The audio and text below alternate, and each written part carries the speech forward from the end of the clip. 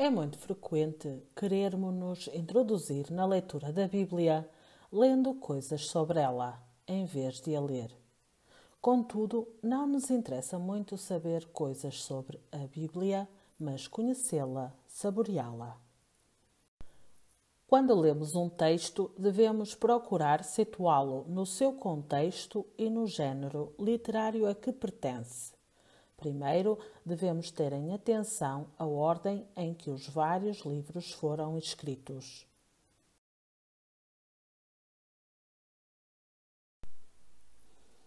Antes de mais, a mensagem da Bíblia é uma mensagem religiosa.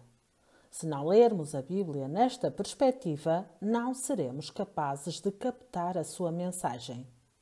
Na realidade, a Bíblia é tão somente a recompilação de experiências inesquecíveis que não são diferentes das nossas. Por isso, é possível estabelecer com ela um diálogo que nos ajudará a ampliar e a enriquecer a nossa experiência de Deus. Quando lemos a Bíblia, nunca nos podemos esquecer de que estamos a ler um livro religioso. É verdade que umas vezes será mais fácil do que outras, mas devemos ter isso sempre presente.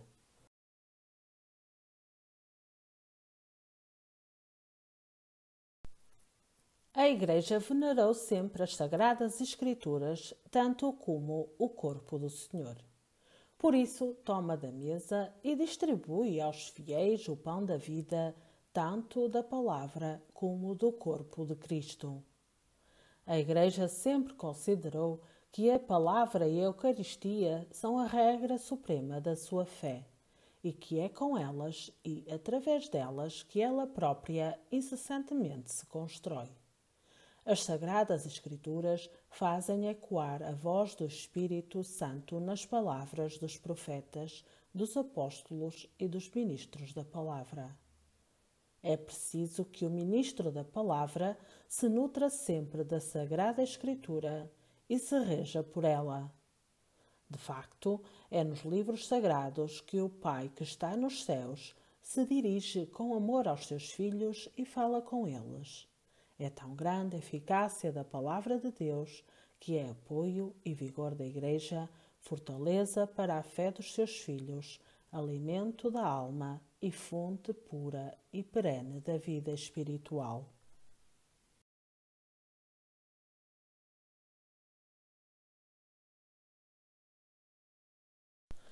A palavra de Deus é um bem tão grande que a primeira preocupação que devemos ter depois de a escutar é a de sermos seus servidores fiéis. Ser ministro da palavra significa aprender a escutar a voz de Deus e a analisar os factos e os projetos humanos à luz da palavra, para os transformar. Devemos fixar o nosso olhar no modelo da escuta da palavra de Deus, que é a Santíssima Virgem Maria, porque, como diz o Evangelho, ela conservava todos estes factos e meditava sobre eles no seu coração.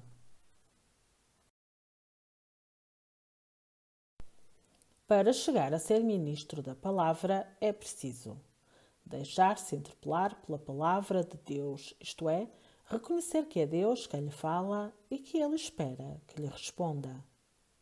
Descobrir a novidade permanente da palavra.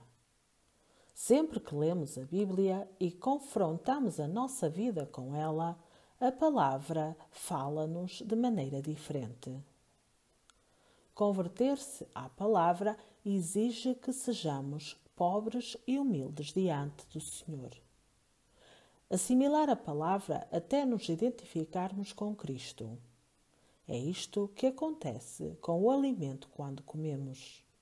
Por isso, São Paulo afirma: vivo, mas já não sou eu que vivo, pois é Cristo que vive em mim.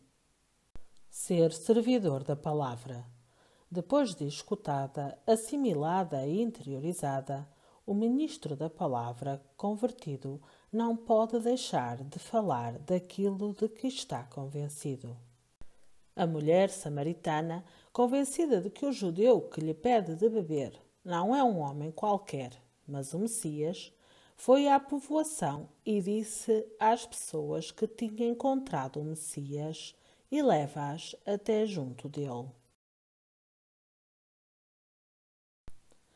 Na proclamação está sempre presente a graça da palavra, que é o poder de Deus para a salvação de todo o crente. A sua atitude de ministro diante da palavra deve ser como a dos profetas, de João Batista, de Maria e do próprio Jesus. Um coração aberto à palavra para responder. Aqui estou, Senhor, porque me chamaste. Faça-se em mim segundo a tua palavra. Aqui estou, ó Deus, para fazer a tua vontade. Entre a palavra de Deus e a fé do crente existe o ministério da palavra, que é também o ministério da fé. Os ministros da palavra devem sentir-se responsáveis pela mensagem perante os seus destinatários.